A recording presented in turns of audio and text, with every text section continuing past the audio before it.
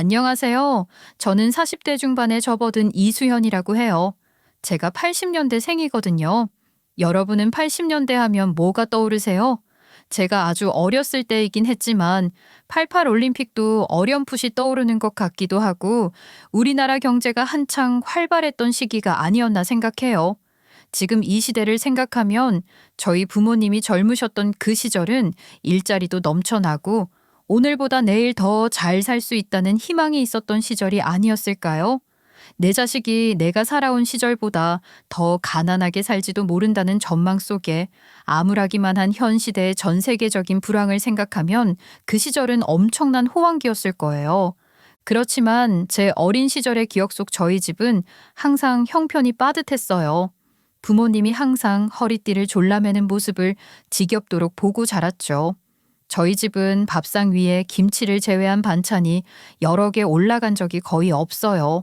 밥, 국, 김치를 제외하면 반찬이라고 할 수 있는 건 한 가지 기껏해야 두 가지였고 식구 누구 생일이나 되어야 제법 모양새를 갖춘 밥상을 구경할 수 있었어요.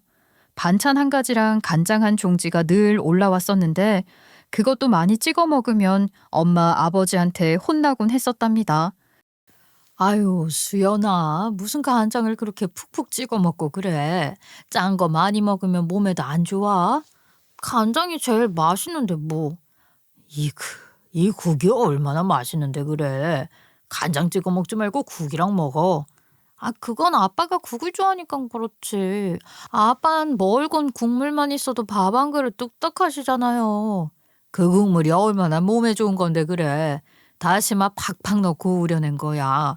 다시마가 얼마나 몸에 좋은지 알아? 그럼 몸에도 좋고 맛도 좋고 말이야. 엄마가 해주신 음식은 다 감사하며 먹어야 하는 거야. 아버지가 국을 너무 좋아하셔서 엄마가 국은 항상 끓이셨는데 그 국이라는 것도 안에 들어가는 건더기 재료는 콩나물일 때가 태반이었고 뭐가 들어가든 항상 멀건 국이라기보다는 그냥 국물이라고 하는 게 더 어울릴 법했어요. 된장국도 잘 안 끓이셨고 멸치도 안 들어가고 늘 다시마만 우려낸 육수가 기본이었는데 그 다시마도 한 번 우려내고 버리는 게 아니라 두 번, 세 번 우릴 대로 우리고 더 이상 우러나지 않으면 마지막엔 볶아 먹었어요. 저희 집 부엌에서 제가 거의 매일 본 건 찬물에 다시마를 담가 우려내는 거였을 거예요. 저희 엄마는 장을 보러 가셔서 비닐봉지를 여러 개 손에 들고 오신 적도 거의 없었어요. 늘 한두 가지 필요한 재료만 딱 사오셨죠. 시장에 가서 콩나물 한 봉지 사오라는 심부름도 숱하게 했답니다. 쓰는 만큼 돈을 내야 하는 전기나 물을 아껴 써야 하는 건 너무 당연한 거였어요. 제가 초등학교 5학년 때였나 드디어 동생과 제가 쓰는 방을 따로 가질 수 있는 집으로 이사를 갔었는데 저희 방이 있어도 늘 엄마 아버지랑 같이 온 식구가 거실에 모여 있을 때가 많았어요. 거실 형광등 하나만 켜놓고 그렇게 다 같이 모여서 아버지는 신문을 보시고 저랑 동생은 숙제를 하고 엄마는 바느질을 하고 그랬어요. 뭘 그렇게 매일 꿰맬 게 있는지 엄마는 매일 구멍난 양말이나 떨어지고 해진 곳 같은 걸 들고 앉으셨던 것 같아요. 그게 아니면 뜨개질 같은 걸 하셨고 말이에요. 저나 아버지 것을 떠주실 때도 있었지만 작은 소품 같은 걸 떠서 수혜품점 같은 데다 팔곤 하셨죠. 말하자면 엄마의 부업이었던 셈입니다. 화장실 물도 매번 안 내리고 식구들이 몇 번 사용한 다음에 한꺼번에 몰아서 내리고 그러는 게 지금 들으면 황당한 소리로 들릴지 모르지만 제가 어렸을 때 저희 집에서 그건 당연한 거였어요. 그래서 제가 학교에서 항상 매번 물 내리는 걸 자꾸 잊어버리기도 했지 뭐예요. 반대로 학교에서 매번 볼일을 보고 물 내리는 게 익숙해져서 저도 모르게 집에서 그렇게 했다가는 바로 엄마 아버지한테 잔소리를 들었고 말이에요. 겨울에는 또 온 식구가 석유 난로 하나 켜놓고 옹기종기 모여 앉아서 지냈어요. 연탄 보일러를 떼긴 했지만 연탄도 아껴야 하니 집안에 온기가 늘 훈훈하게 돌 정도로 난방을 하진 않았거든요. 석유난로가 참 편하긴 하다. 얼마 전까지만 해도 석유가 뭐야? 연탄난로 썼잖아. 맞아요. 연탄 한 장 넣으면 얼마 가지도 않아서 새 연탄으로 갈아야 했는데 아이고 석유는 한 번 채워놓으면 이렇게나 오래 가잖아요. 그뿐이야? 다탄 연탄 꺼낼 때마다 연탄재는 또 얼마나 나왔어? 혹시라도 가스새나 싶어서 늘 신경도 쓰였고 말이야. 왜 아니에요. 우리 어렸을 때 생각하면 세상 참 좋아졌다 싶은 게 얼마나 많은지 몰라요. 엄마 아버지는 연탄 난로에 비해 좋아졌다며 석유 난로를 찬양하셨지만 그 당시만 해도 석유 난로 같은 거 없이 보일러만으로 훨씬 더 안전하고 효율적인 난방을 하는 집이 더 많았을 거예요. 그럼에도 불구하고 엄마 아버지는 더 어려웠던 시절을 생각하며 그때 당시 저희가 누리던 것들에 감사하며 항상 근검절약을 실천하는 분들이셨습니다. 당연히 저도 부모님께 보고 배운 게 있으니 그런 습관들이 몸에 뱄고 두 분 다 일을 하러 나가셨으니 초등학생일 때부터 저보다 어린 동생 밥 챙겨 먹이고 엄마 오시기 전에 저녁 밥 안 치는 등 집안일도 거들며 장녀 역할을 톡톡히 했어요. 부모님은 늘 바쁘셨고 또 안 계셨으니 저만 보고 있는 동생이랑 있으면서 저 스스로 해야 하는 일들이 많았던 것 같아요. 전등을 갈거나 낡은 세탁기를 이리저리 만져서 고치는 것 같은 건 식은 죽 먹기였어요. 중학교 다닐 때부터는 용돈 한 푼 받지 않고 아르바이트해서 용돈도 제가 직접 벌어 쓰기 시작했죠. 새벽에 일어나 신문도 돌려받고 단골 분식집에서 설거지도 했고 전단지 같은 걸 골목이나 아파트에 돌리는 것도 해봤어요. 특히 한겨울엔 캄캄한 시간에 골목길에 나서야 했는데 고요한 가운데 제 발소리만이 차가운 새벽 공기를 뚫고 울렸던 게 지금도 생생하게 기억나요. 그렇게 번 돈으로 학용품 사고 교복도 사고 그랬었는데 그런 삶이 고달프기보다는 그렇게 돈의 소중함을 알게 되면서 뿌듯했고 자부심을 느끼기도 했던 것 같아요. 물론 집안 형편이 좋아서 부모님 도움받고 편하게 사는 친구들이 부러웠을 때도 있었지만 저는 그렇게 치열하게 살았던 그 시절은 감사하게 생각하고 있어요. 그 덕분에 저는 아주 생활력 강한 아이로 잘 자랐거든요. 제게는 그 모든 일상이 다 공부였고 자연스럽게 습득하게 된 저만의 자산이었던 거죠. 제 주머니에 들어온 돈은 지금도 쉽사리 나가는 법이 없어요. 그게 당연한 거예요. 저희 집 형편도 많이 나아졌지만 저희 식구들은 여전히 근검절약을 실천하며 살고 있답니다. 그걸 부끄럽거나 불편하다고 느끼지도 않아요. 오히려 작은 일에도 감사할 줄 알고 행복을 찾을 줄 아는 사람으로 성장했다는 자부심을 갖고 있죠. 어렸을 때부터 아르바이트를 하면서도 공부도 꽤 열심히 했어요. 덕분에 어디 가서 학교 이름 얘기할 때 부끄럽지 않을 정도는 되는 대학에 입학했답니다. 제가 대학생이 됐을 당시는 IMF를 겪은 직후여서 학생들이 다 취업 준비한다고 다 도서관에 붙어 있었던 시절이었어요. 저 역시 늘 일찍 등교해서 첫 강의가 시작되기 전에 도서관 자리부터 맡아놓기 바빴죠. 학교 다닐 때 도서관 다녀보신 분들 중에서 제 이야기에 공감하시는 분들이 많으실 것 같은데 신기한 게 그 넓은 도서관에서 늘 비슷한 자리를 찾게 되지 않나요? 전 진짜 그랬어요. 사람마다 선호하는 위치 같은 게 있잖아요. 그러니까 처음 갔을 때 나름 고심해서 자리를 고르게 되고 이후로는 늘 그 비슷한 자리를 찾게 되더라고요.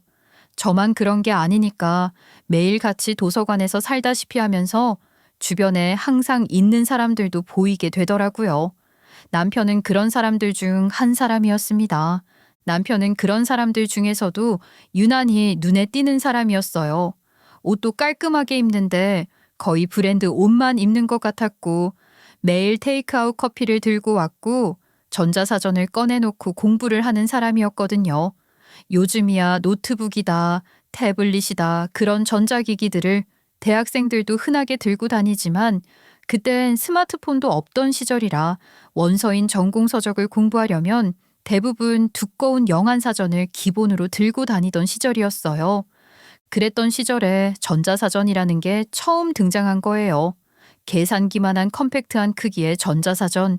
요즘 애들은 알지도 못하는 과거의 유물이 되었지만 당시만 해도 최신 기기였던 거죠. 그걸 들고 다니는 학생이 그리 많지 않았는데 남편은 그걸 쓰고 있더라고요. 딱 봐도 부잣집 도련님이구나 싶었고 나와는 완전히 다른 사람, 전혀 상관없는 사람이라고 생각했던 것 같아요. 그런데 그런 남편이 하루는 제게 커피 한 잔을 건네면서 말을 걸더라고요. 안녕하세요. 제 거 사면서 한 잔 더 샀는데 같이 마셔요. 네?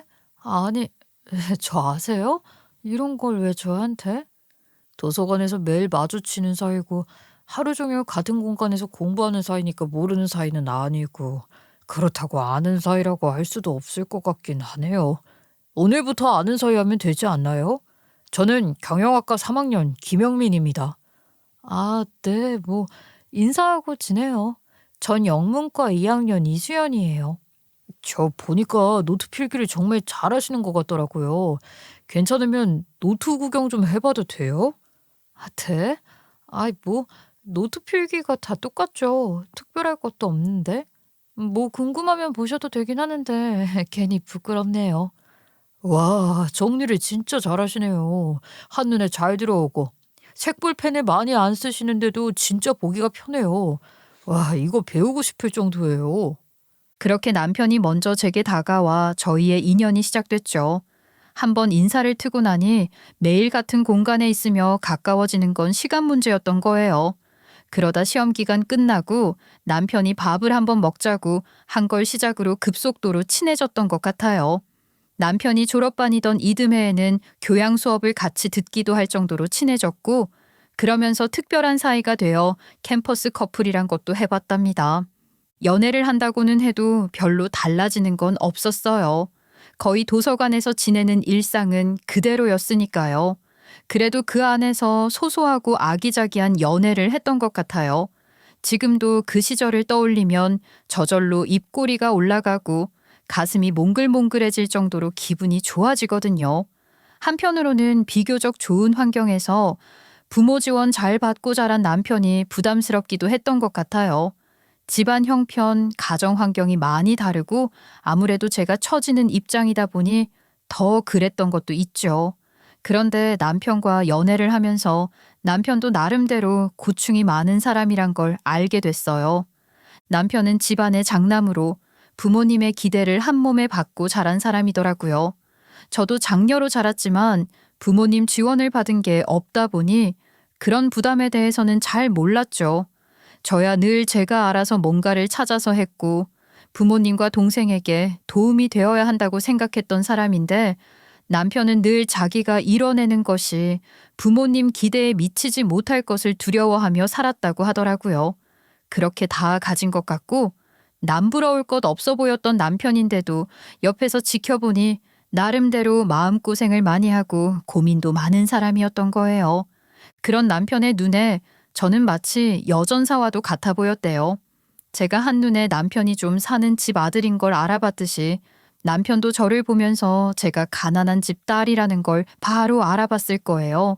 낡은 책이랑 사전, 학교 앞 인쇄소에서 제본한 책 같은 것도 그렇고 하고 다니는 것만 봐도 누구나 짐작할 수 있는 거니까요.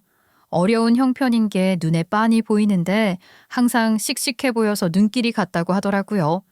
가깝게 지내면서 보니 어떤 상황에서도 긍정적인 태도로 생각하고 그걸 바탕으로 문제를 척척 해결하는 모습을 보면서 감탄했다고 했어요. 남편은 장남이라는 위치를 굴레라 여겼고 그로 인한 책임감을 두려워하는 사람이었으니 자신감도 많이 없었거든요. 그런데 저를 만나면서 많이 배운다고 했어요. 난 늘 불만이 많았던 것 같아. 하필 장남으로 태어나서 이런 부담을 짊어지고 살아야 하는 건지. 둘째로 태어났다면 얼마나 좋았을까. 그런 생각만 했어. 근데 자기랑 만나면서 내가 당연하다고 느꼈던 것들이 당연한 게 아니라는 걸 알게 된 거지. 나도 처음부터 그런 환경에서 태어나 자랐다면 그랬을지도 몰라. 그게 나쁘다거나 잘못됐다고 생각 안 해. 지금이라도 가진 것들에 감사하는 마음이 생겼다니 그걸로 좋은 거 아니야? 맞아. 난 정말 운이 좋은 놈인 거지. 자기 같은 여자를 만났으니까 말이야. 당장 졸업과 동시에 취직이라는 큰 산이 닥쳐 있고 앞으로의 삶도 장담할 수 없는 거지만 자기랑 함께라면 나는 뭔가 이뤄낼 수 있을 거라는 믿음이 생겨. 힘이 나는 것 같아. 남편은 그렇게 제게 청혼했어요. 저의 강인함을 보고 매력을 느끼고 반했다는 남편과 반대로 저는 남편의 나약한 모습에 끌렸던 걸까요? 남편을 보호해주고 이끌어주고 싶다는 생각을 했던 것 같기도 해요. 하여튼 저도 남편을 많이 좋아했으니 청혼을 받아들였고 둘 다 대학을 졸업하고 회사를 다니고 있을 때 양가 부모님께 결혼 허락을 받으려고 했어요. 짐작하실 수 있듯이 시댁에서는 저를 그리 반기는 분위기는 아니었어요. 평균 정도는 되는 집에서 고생 안 하고 곱게 자란 며느리를 보고 싶으셨을 텐데 두 분이 보시기에 저는 좀 거칠고 억센 이미지였던 것 같아요. 어려운 환경에서 고생을 하고 자라서 억척스러운 성향이라며 그걸 안 좋게 보시더라고요. 솔직히 말하면 사실 저희 집에서도 남편을 마냥 좋다고 하신 건 아니었어요. 집안이 좋아서 부모 지원받고 잘 자란 건 좋아 보인다고 하셨지만 스스로 뭘 이뤄본 적 없이 부모한테 의존하는 게 좋은 건 아니라고 하셨던 거예요. 뭐든 자기 힘으로 이뤄보고 쟁취하면서 배워가는 건데 남편에겐 그런 모습이 안 보인다고 걱정을 하셨습니다. 그래도 어쩌겠어요. 저희들이 이미 마음이 너무 확고했으니 양가에서도 마지못해 허락을 해주셨는데 상견례 자리에서부터 두 집안의 성향이 너무나도 다르다는 게 극명하게 드러난 거죠. 저희 눈에는 아직 어리기만 한데 어느새 마음 맞는 짝을 만나서 결혼을 한다니 부모로서 대견한 마음입니다. 이 어린애들이 잘 살아갈 수 있도록 축복하고 응원하는 의미에서 지원을 해줘야죠. 그게 부모가 알 도리 아니겠습니까? 어리다면 어리지만 대학 졸업하고 직장 생활까지 하면서 이제 결혼을 한다니 마냥 어리다고 할 수는 없지 않겠습니까? 저희 수연이는 장녀라 그런지 철도 빨리 들었고 보고 있으면 참 든든하죠. 아유, 그래도 애들이 직장 생활 고작 몇 년 했다고 모아놓은 돈이 있는 것도 아니고 결혼식이나 신혼집 같은 것들은 아무래도 양가에서 나서서 지원을 해줘야 하지 않겠어요? 그럼요. 저희도 맨입으로 딸 시집 보낼 생각은 없어요. 부모로서 갖춰줄 수 있는 건 해야죠. 네. 그렇게 상견례는 시작부터 불안한 듯 아슬아슬했던 것 같아요. 형편이 넉넉한 시댁에서 생각하시는 전폭적 지지와 저희 부모님이 생각하시는 최소한의 지원 사이의 간극은 생각보다 컸거든요. 결혼식장 문제부터 조율이 쉽지 않았습니다. 시부모는 아무래도 본인들 체면도 있고 오시는 손님들 수준 고려해서 무조건 호텔 예식을 하셔야 한다는 입장이었는데 저희 부모님 입장에서는 돈을 떠나서 그건 불필요한 낭비고 사치 허례허식이라는 생각이셨으니 쉽게 받아들이질 못하시는 거죠. 허례허식이라고 하실 수도 있지만 한 번뿐인 결혼식이니 그 정도 허례허식은 감수해도 되지 않나 싶습니다. 좋은 날이지 않습니까? 아무리 그래도 부모들 체면 때문에 굳이 그렇게 비싼 호텔 예식을 해야 하나 싶네요. 아유, 저희 집은 저희 아들이 장남이라. 아니, 그런데 사돈댁도 수연이가 장녀도 집안의 개혼 아닌가요? 그럼 이 정도는 하셔야죠. 그렇긴 한데 결혼식에 큰돈을 들일 바에는 신혼집이나 살림살이 장만에 도움이 되도록 쓰는 게 좋지 않을까 하는 게 저희 생각이긴 해요. 하루 그것도 잠깐 기분 좋자고 쓰기에는 아까운 돈이긴 하잖아요. 양가 의견이 팽팽하게 대립했지만 결국 저희 부모님이 조금 양보하시는 선에서 절충했는데 이후로 신혼집이며 혼수 문제까지 못 하나 수월하게 넘어가는 게 없었어요. 시부모는 이왕이면 모든 걸 다 갖춰주고 저희들이 쉬운 출발을 하도록 해주자는 주의셨고 저희 부모님은 그렇게 다 갖춰서 시작하는 것보다 살면서 하나씩 이뤄가는 재미도 있는 거 아니냐고 그런 과정도 중요하다고 하셨으니 의견이 만나지는 게 쉽지 않았던 거예요. 그래도 결혼하면서 그런 식의 문제는 누구나 어느 정도는 겪는 거라고 생각했고 저희도 그럭저럭 극복하고 조율하며 무사히 결혼식을 올릴 수 있었습니다. 우여곡절 끝에 결혼까지 했으니 이제 남편과 둘이서 행복할 일만 남았다고 생각했는데 현실은 냉혹한 거더라고요. 제가 생각했던 것보다 남편은 훨씬 무능했어요. 사랑하는 남편을 두고 무능하다는 표현을 쓰는 게 저라고 좋을 수가 있겠어요? 그런데 무능하다고 밖에는 설명할 방법이 없네요. 남편은 회사에서 못하나 자신감 있게 해내지를 못하는 거예요. 뿐만 아니라 무슨 일이든 끝까지 반드시 해내야 한다는 책임감마저 약했으니 회사 생활을 제대로 해낼 수가 있었겠냐고요. 어느 회사에서 자기 일도 하나 끝까지 해내지 못하는 사원을 두고 보겠어요. 그렇게 상사의 신뢰를 잃고 힘들어하다가 남편 스스로 퇴사를 결정하기도 하고 또 회사로부터 퇴사 권고를 받기도 하면서 여기저기 회사만 옮겨 다니고 한 곳에 정착을 못하는 거예요. 그런 일들이 반복되니 그 이력 또한 남편에게는 치명적인 핸디캡이 되는 거죠. 그러면서 더 이상 옮겨 다닐 회사도 점점 줄어들고 있는 형편인데도 시부모는 곧 죽어도 잘난 아들이라며 목을 빼고 있었으니 남편이 느꼈을 중압감은 더욱 커졌을 거라고 생각해요. 그런 상황에서 남편은 스스로 실패한 인생이라 생각하고 자포자기 한 것 같은 모습을 보였고 남편 대신 가장 역할을 한 건 저였어요. 그 와중에 아들도 태어났으니 어떻게든 제가 벌어서 생활비하고 애 키우며 살아야 했죠. 무려 10년을 그렇게 살았어요.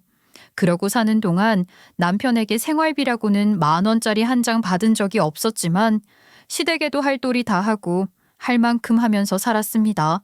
어떻게 그렇게 살았냐고요? 이혼할 생각 같은 걸 해본 적 없었냐고요? 왜 없었겠어요? 저도 지치고 힘들 때도 있었고 이렇게 내가 혼자 버는 걸로 식구들 먹여 살리는 거면 차라리 이혼하고 나 혼자 애 데리고 사는 게 낫겠다는 생각을 저도 몇 번이나 해봤죠. 그런데 우선 많은 분들이 공감하실 테지만 아이에게 아빠라는 존재를 지켜주고 싶었다는 게 첫 번째 이유였어요. 그리고 진심으로 사랑했던 남편이었으니 열렬히 사랑했던 시절의 흔적이라고 할까요? 아무리 답답하고 속이 터져도 그렇다고 남편을 쉽게 버릴 수는 없었고 언젠가 남편도 변할 날이 있지 않을까 하는 희미한 기대와 미련도 있었을 거예요. 그리고 제가 벌어서 가족들을 책임질 수 있다는 것에서 자부심을 느끼기도 했고 그렇게 저 스스로를 증명하면서 살아가는 것도 나쁘지 않다고 생각했습니다. 이혼이라는 게 아무리 그래도 쉽게 생각할 수 있는 게 아니잖아요. 그런 저의 기다림과 믿음에 대한 보답이라도 하려는 것인지 남편도 드디어 뭔가를 해봐야겠다고 꿈틀거리기 시작했어요.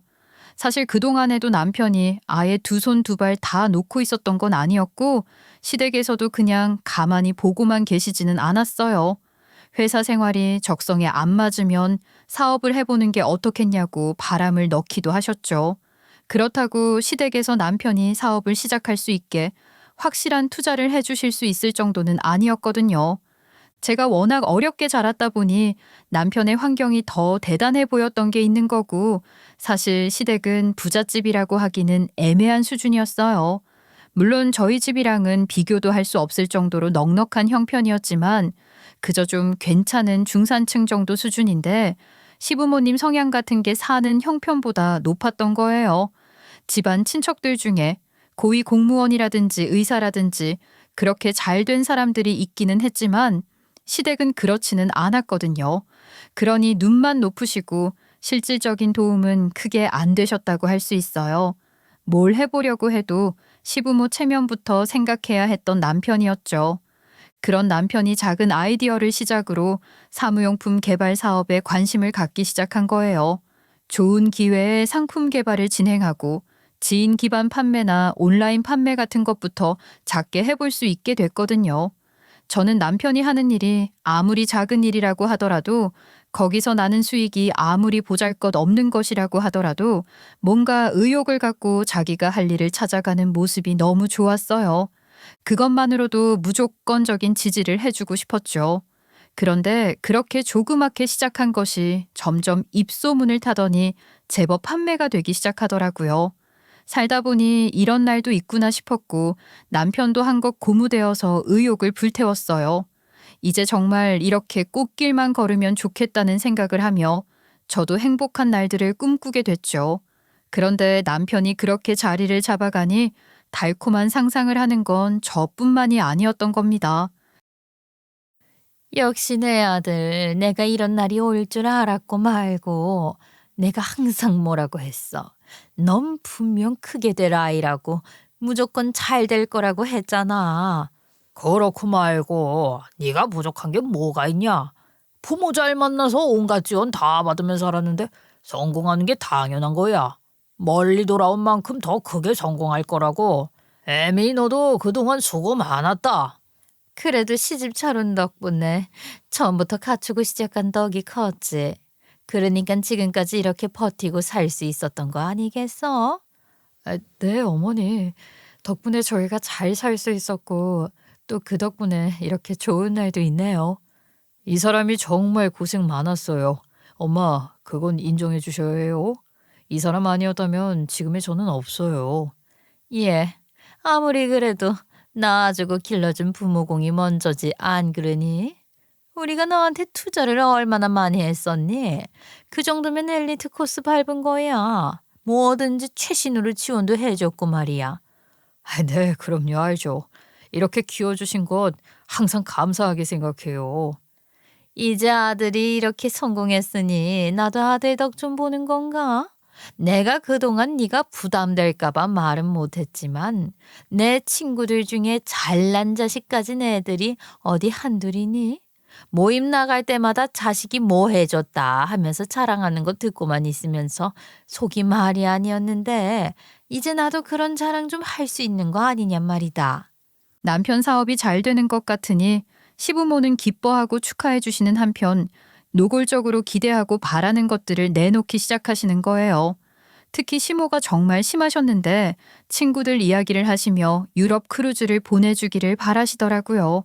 크루즈 상품도 워낙 종류가 많잖아요.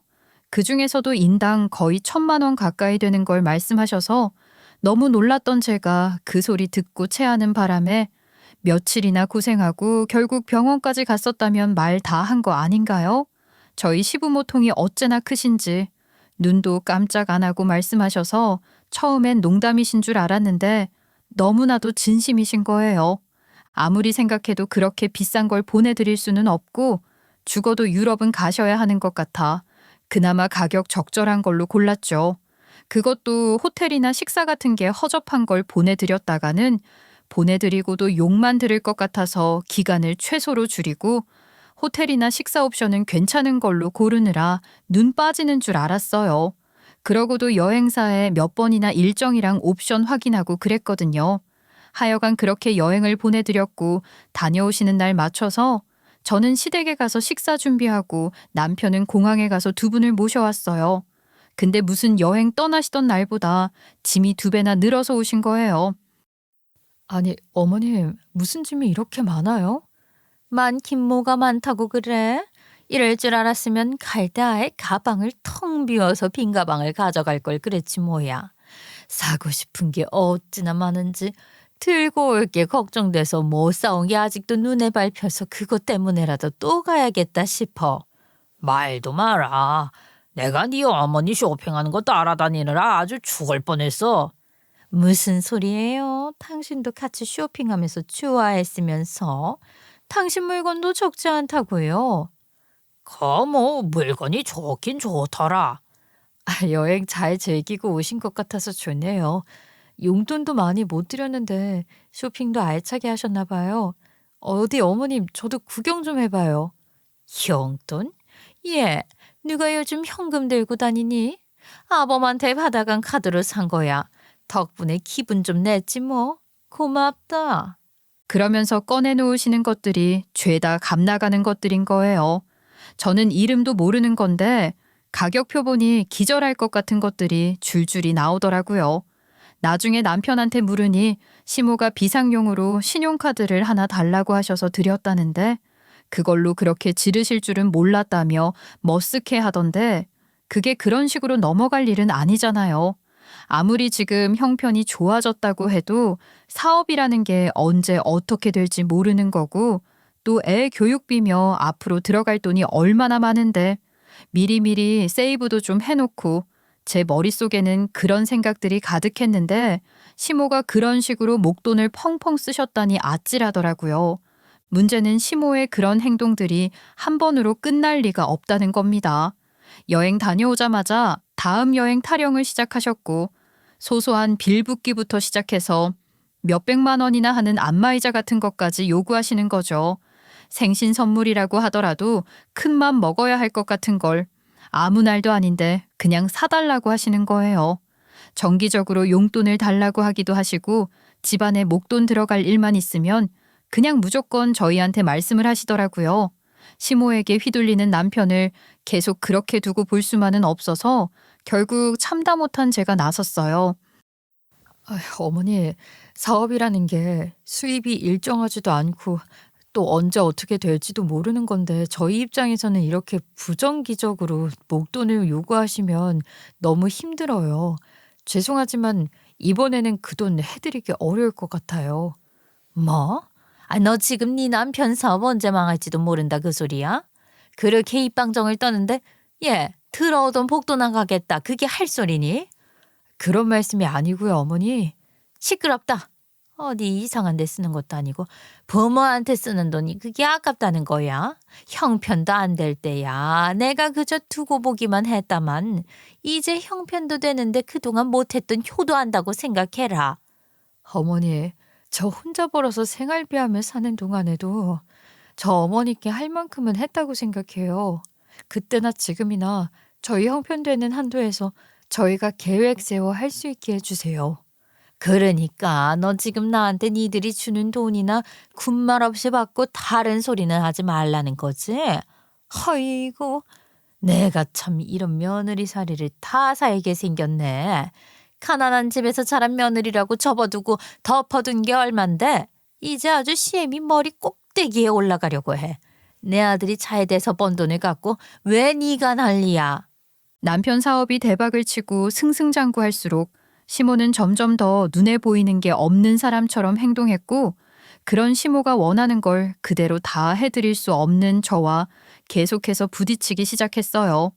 제가 느끼기에 자기 아들이 잘나서 엄청난 돈방석에 앉게 됐다고 생각하시는 것 같은데 며느리인 제가 아무 공도 없이 그걸 같이 누리는 게 억울해서 못 견디시는 것 같더라고요. 그렇게 불편한 관계가 계속되고 있던 중 남편이 출장 일정이 잡혀 며칠 집을 비우게 됐어요. 남편 출장이 잡히자마자 전 가슴이 답답한 거예요. 남편 없는 틈에 시모가 뻔질나게 드나들며 또 저를 볶아댈 게 빤했으니까요. 남편에게도 언제나 당당하게 큰소리 치시는 시모지만 남편 앞에서는 그래도 저한테 어느 정도 선을 지키시거든요. 근데 남편 없을 땐 정말 대놓고 온갖 소리를 다 하시는데 그래서 전 남편 없을 때 시모와 대면하게 되는 게 너무 싫었어요. 그런 상황을 안 만들려고 얼마나 노력하고 있는데 남편 출장이 잡힌 거죠. 그래도 어쩌겠어요. 일하러 간다는 남편 응원하며 출장 가방 잘 챙겨서 보냈죠. 그리고 돌아서자마자 아니나 다를까 시모가 들이닥치신 겁니다. 내 아들은 밤낮 없이 일하고 멀리 출장까지 다니느라 고생하는데 너는 아주 집에서 팔자가 늘어졌구나. 어머니, 그이 방금 출장 짐 다 챙겨서 보냈는데 제가 뭘. 됐고, 나 너랑 길게 말 섞을 생각 없으니 간단히 하자. 너 내 아들이랑 당장 이혼해라. 여기에 서류도 내가 다 만들어 왔어. 쉽게 생각하고 빨리 끝내는 게 피차 좋지 않겠니? 네? 이혼이라니요? 저희는 아무 문제도 없는데 갑자기 이혼이라니. 이게 대체 무슨 말씀이세요? 아무 문제가 없다고 하는 것부터가 심각한 문제 아니냐? 너 때문에 우리 모자 사이 다 갈라지게 생겼는데 그래도 아무 문제가 없어? 어머니, 어머님께서 요구하시는 대로 다 해드릴 수 없다고 하신 것 때문에 이러시는 것 같은데요. 그이 출장에서 돌아오면 다 같이 한번 제대로 얘기를 해봐요, 그럼. 이 얘기는 무슨? 네가 무슨 자격으로 그딴 소리를 해? 아무 한 것도 없는 년이 가만히 앉아서 내 아들 이룬 것 같이 누리려고 하는 주제. 네가 뭐라도 되는 줄 알아? 어머님, 정말 너무하시네요. 저 어머니 며느리고 그 사람 아내예요. 제가 왜 자격이 없어요? 이것 봐 이 뻔뻔한 것 좀 보라고. 네가 뭐 한 게 있다고 숟가락 얹을 생각을 해. 아유 어림없다. 내 아들이 너 같은 것한테 갖다 바치려고 일하는 게 아니야. 아들 잘 키워서 그딴 집구석에서 자란 볼 것도 없는 며느리한테 뺏길 일이냐? 어머니, 이렇게까지 나오시니 저도 할 말 좀 할게요. 솔직히 숟가락 얹으려고 하는 건 어머님이시죠? 어머님이야말로 이렇게 요구하실 권리 같은 건 없으세요. 뭐야? 아이고, 이게 지 남편 잘 나가는 걸 보더니 눈깔이 아주 뒤집혔구나. 너 아주 나를 잡아먹으려고 드는 거야? 이혼 서류 만들어 오길 참 잘했지. 얼른 여기 네가 써야 할 것들 써놓고 도장 찍고 내 집안에서 썩 나가란 말이다. 정말 기가 막혀서. 그게 정 그렇게 소원이시라면요. 네, 그러죠. 어머니 바라시는 대로 제가 이혼 도장 찍어 드릴게요. 빈칸 다 채워서 바로 접수까지 시킬 테니까 걱정 마세요. 저는 시모에게서 서류를 빼앗듯이 받아들고 단숨에 다 채워넣고 내칭임에 제출까지 해버렸어요. 아무리 그래도 홧김에 너무 지른 거 아니냐고요? 남편이랑 상의라도 했어야 하지 않냐고요? 저 그렇게 우발적이고 충동적으로 행동할 줄도 모르는 사람인데 서류 다 작성해서 제출하면서 그 모습 사진으로 찍어 남편한테 보내버렸죠.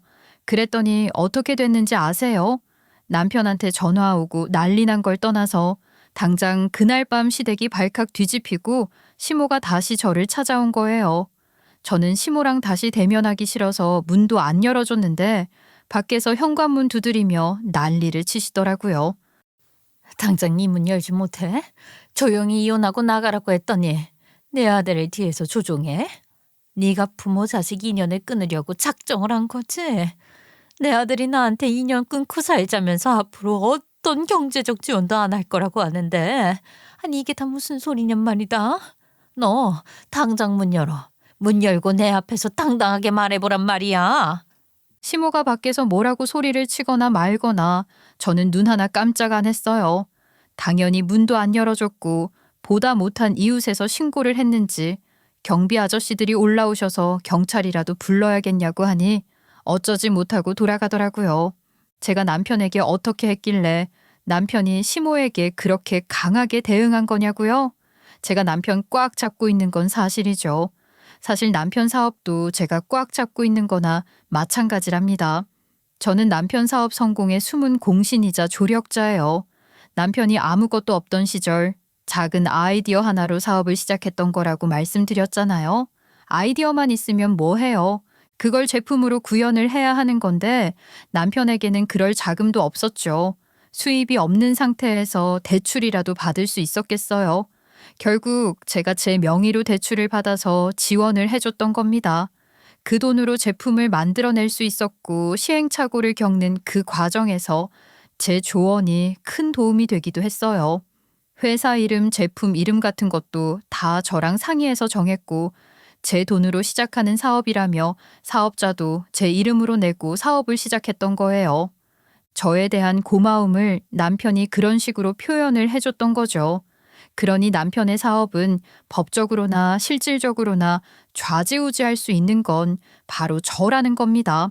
초기 자금을 제 이름으로 대출받아 시작하면서 회사 지분 상당 부분이 제 이름으로 등록되어 있어요. 사업 아이디어까지 제가 함께 만들어낸 것이나 다름없었으니 제게는 그런 자격이 충분한 거라 생각했고 그래서 남편이 하자는 대로 했던 거예요. 며느리 이름 없이는 아들 사업도 뭣도 아무것도 안 된다는 것도 모르고 쓸모없는 며느리 쫓아낼 궁리나 하는 시모에게 질려버린 저는 남편에게 이혼 서류 사진 찍어 보내며 알아서 하라고 공은 던진 거예요. 남편도 그동안 많이 참았죠. 어쩌면 시모와의 인연을 더 끊고 싶었던 건 남편일지도 몰라요. 제게 그런 짓까지 한 시모에게 명분 앞세워 절연 선언한 건데 그 바람에 남편 목숨줄을 쥐고 있는 사람이 저라는 걸 시모는 똑똑히 알게 됐지 않겠어요? 현관문 두드리며 저한테 문 열라고 소리 지를 때만 해도 기세가 등등하더니 며칠 만에 기가 팍 꺾여서는 통사정을 하며 매달리는 거예요. 남편이 출장에서 돌아오는 날을 기다려 저희 집 앞에서 진을 치고 있다가 남편이 들어올 때 같이 밀고 들어오더라고요. 아주 작정을 했는지 들어올 때부터 울먹이더니 눈물을 훔치며 말을 꺼내시는 거 있죠. 아들아, 애미야, 내가 정말 잘못했어. 내가 뭔가 크게 잘못 생각한 것 같아. 이렇게까지 될 줄은 몰랐다. 나를 좀 용서해다오. 이제 와서 이러시는 건 너무 늦은 거죠. 이혼 서류까지 만들어 오셔서는 저 내쫓으려고 하시는 분이 왜 이러세요? 그땐 내가 아무것도 모르고 다 내 잘못이야. 너희가 이렇게 모든 걸 다 끊어버리겠다고 하면 우리는 어떡하니? 당장 네 아버지도 불같이 화를 내시고 내가 정말 사는 게 사는 게 아니야. 인연 끊겠다는 말보다 돈 끊겠다는 말이 더 무서우시죠?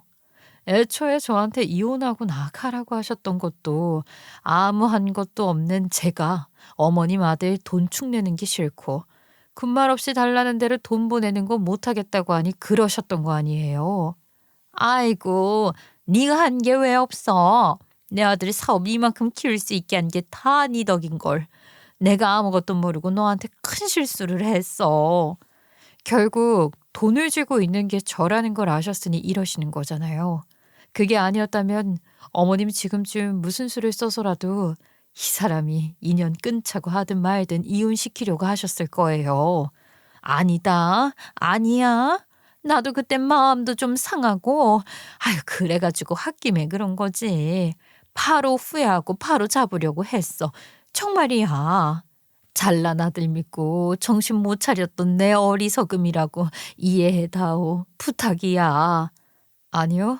저는 더 드릴 말씀 없으니까 그렇게 하실 말씀이 많으시면 이 사람한테 하세요. 아들, 형민아, 얘 너 정말 엄마한테 이럴 거야? 인연 끊자는 말을 어쩜 그렇게 단호하게 할 수가 있어? 어떻게 그럴 수가 있냐고요? 아마 오랫동안 제 마음에 담아뒀던 말이라 그랬나 보죠. 제가 한창 힘들었을 때 엄마 어떻게 하셨어요? 볼품없는 회사 다닐 바에야 공부나 하라고 하시질 않아 사업이라도 해보라고 말만 하셨지. 못 하나 도와주신 것도 없잖아요. 예, 우리가 형편이 됐으면 얼마든지 해줬지.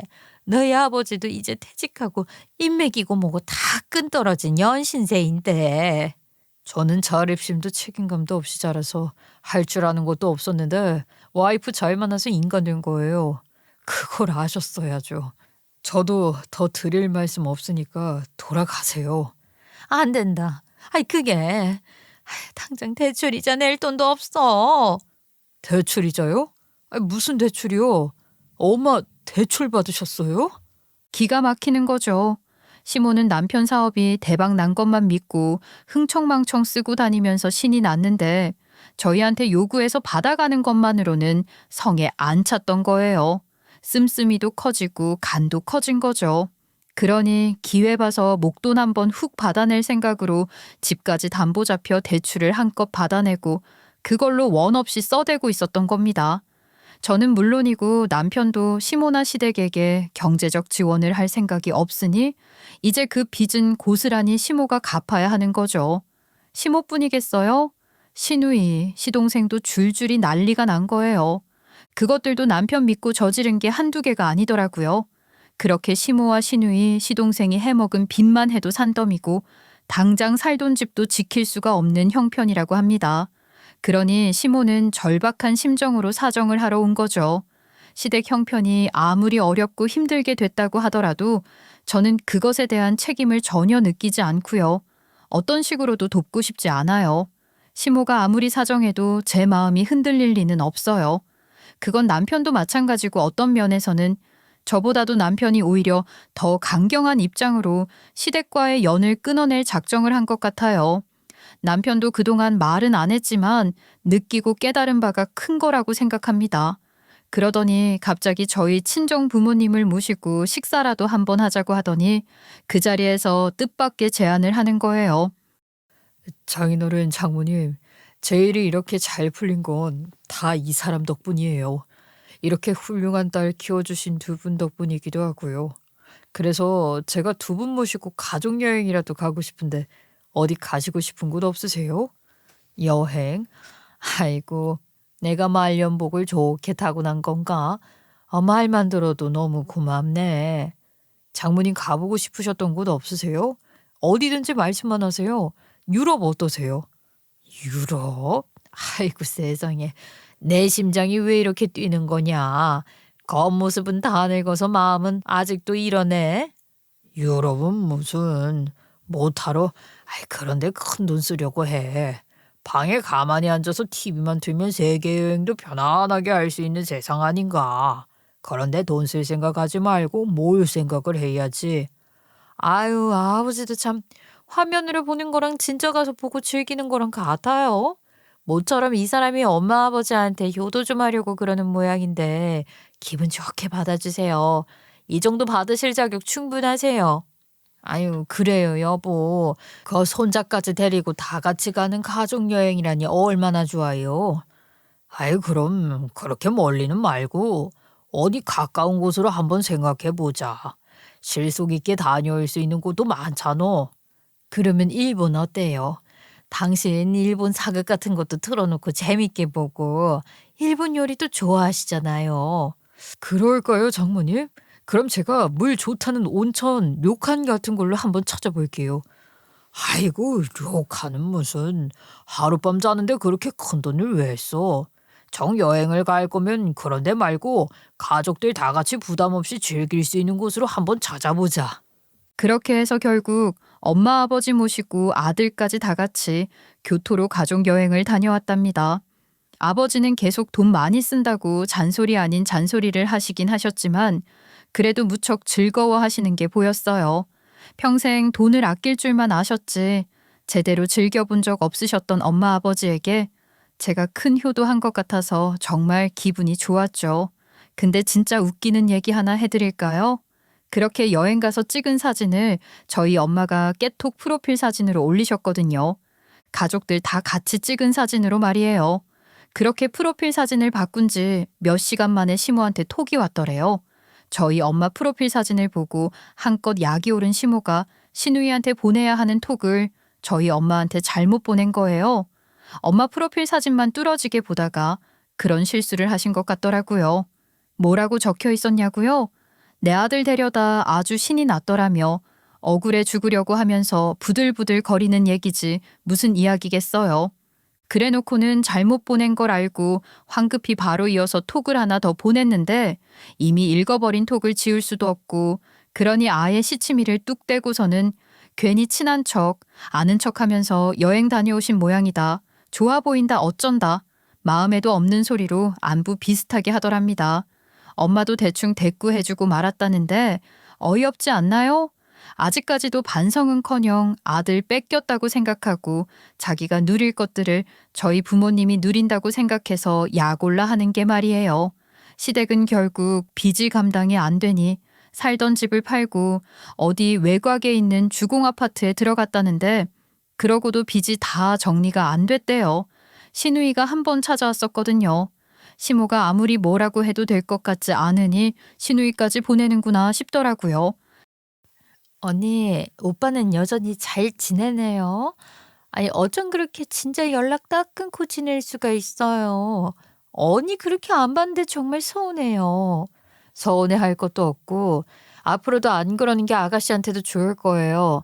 어머님만의 문제가 아니라 아가씨나 도련님도 대출을 그렇게 받았다면서요. 아이, 뭐 그건 그렇고 우리 집 어디로 이사했는지 알아요? 20평짜리 주공 아파트라고요. 일단은 집이 좁은 걸 떠나서 지은 지도 몇십 년이나 돼서 말도 마요. 길바닥에 나앉지 않은 것만 해도 감사해. 앞으로 빚 갚으며 착실하게 살 생각하고 말이야. 빚 갚으며 착실하게 살려면 회사 열심히 다니면서 일해야 하는데 그놈의 집 교통은 또 얼마나 후진 동네에 있는지 알아? 아무리 후져도 서울 시내에 대중교통 연결 안 되는 곳이 어디 있어요, 아가씨. 좀 더 부지런 떨면 되는 건데 뭐가 문제예요?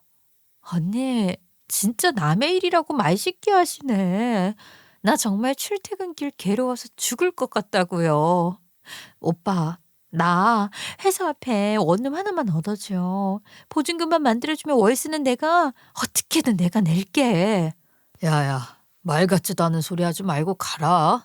나 엄마만 안 보고 살겠다고 한 거 아니야. 식구들 다 인연 끊고 다 끊고 살고 싶다. 이런 소리 해봐야 아무 소용 없다고. 진짜 이럴 거야? 나 그럼 짐 싸서 여기 밀고 들어와서 눌러 앉아버릴 거야. 이것 보세요. 그거 가택 침입인 거 몰라요? 이 상황에서 내가 고소는 못할 것 같아요. 험한 꼴 당하고 싶으면 그거 마음대로 하세요.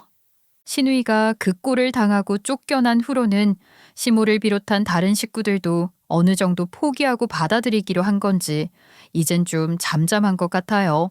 10년이란 세월 동안 묵묵히 가정을 지키며 시부모에게도 할 도리 다 했던 제 공은 하찮은 것이라 생각하고 돈밖에 모르는 시모, 그런 시모에게는 그토록 귀하게 여기던 아들마저도 결국은 돈이었던 것 같아요. 연 끊고 살자는 아들에게 그렇게 할 테니 빚이라도 갚아달라는 철면피 행보까지 보여 남편도 학을 떼고 질색을 하더라고요. 부모 자식의 연만큼 깊고 진한 것도 없겠으나 오죽하면 포기하겠다고 하겠어요. 알지도 못하는 사람들은 돈 벌더니 부모 형제 버리고 지들끼리 잘 먹고 잘 살려고 한다고 할 수도 있지만 그런 소리 듣는 게 두려워서 평생 부모한테 부당한 대우받으며 돈 퍼주며 살 수는 없잖아요. 그 사람들도 깨닫는 바가 있다면 자기 살 길 찾겠죠. 제가 생활력 강한 아이로 자란 것도 그런 환경에서 자랐기 때문이라 생각하거든요. 닥치면 다 하는 것 아니겠어요. 그 사람들 신경 끄고 전 저희 가족이랑 친정 식구들만 생각하며 살 거예요. 남편은 시댁과 연을 끊은 후 오히려 자신감이 더 생긴 것 같아요. 저는 그런 남편을 변함없이 지지하고 그렇게 더 끈끈해진 저희 부부는 앞으로도 열심히 살 거랍니다. 여러분, 제 결정이 옳은 거라는 지지를 받고 싶어서 제 이야기를 하게 된 건 아니에요. 말씀드린 것처럼 좋지 않게 보는 분들이 계실지도 모르지만 그래도 전 제 선택이 맞다고 생각해요. 이렇게 제 이야기를 꺼내 놓으면서 다시 한번 그 생각을 굳힐 수 있었던 것 같아요. 끝까지 제 이야기를 들어주셔서 너무 감사드리고요. 응원해주신 분들께는 더 깊은 감사의 말씀을 드리고 싶어요. 그리고 지금 힘든 상황을 겪고 계신 분들께는 열심히 자기 할 몫을 하고 살면 언젠가 좋은 날이 반드시 온다는 말씀도 꼭 해드리고 싶네요. 감사합니다.